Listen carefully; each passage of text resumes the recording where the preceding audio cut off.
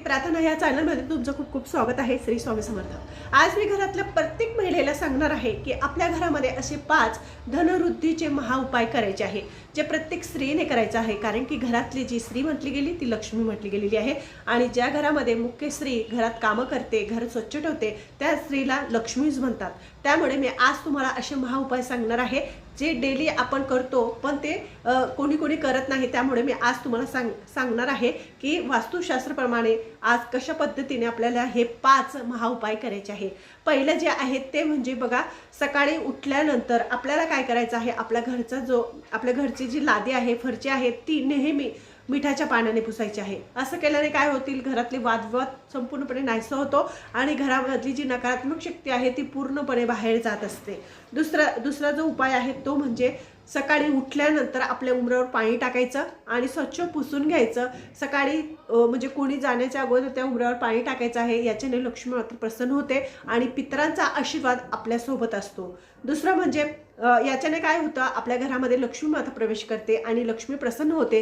काही लोक सकाळच्या टायमाला दिवासुद्धा लावतात, तो सुद्धा खूप शुभ सांगितलेला आहे. फक्त तो दिवा ज्यावेळेस आपण सकाळी लावतो त्या दिव्यामध्ये 2 किंवा 1 लोंग टाकायची. त्याच्याने लक्ष्मी खूप जास्त प्रमाणात आकर्षित होत असते. बघा, कष्टाला पर्याय नाही, पण हे जर उपाय आपण करून बघितले तर जास्त भर पडते.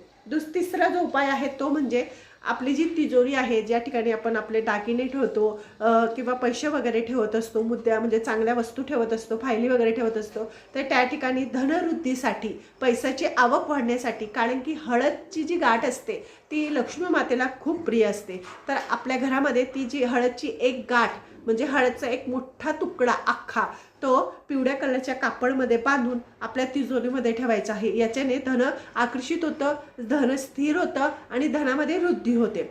आणि चौथं तुम्हाला सांगते, घरामध्ये आपला जो कोपरा आहे, घरातल्या 4 कोपऱ्यांमधून कुठला पण कोपरा, त्या कोपऱ्यामध्ये तुम्हाला कापूर जाळायचा आहे. असं केल्याने काय होईल तर नकारात्मक शक्ती बाहेर जाते आणि आपल्या घरामध्ये सकारात्मक ऊर्जा पसरते. घर शुद्ध होतं, घरातलं वातावरण शुद्ध होतं आणि घरामध्ये जे जंतू आहे, जे सूक्ष्म जंतू आहे ते आपल्याला दिसत नाही, रोगराई नाहीशी होते आणि घरामध्ये म्हणजे देवांचा वास आपल्या घरामध्ये स्थिर राहतो.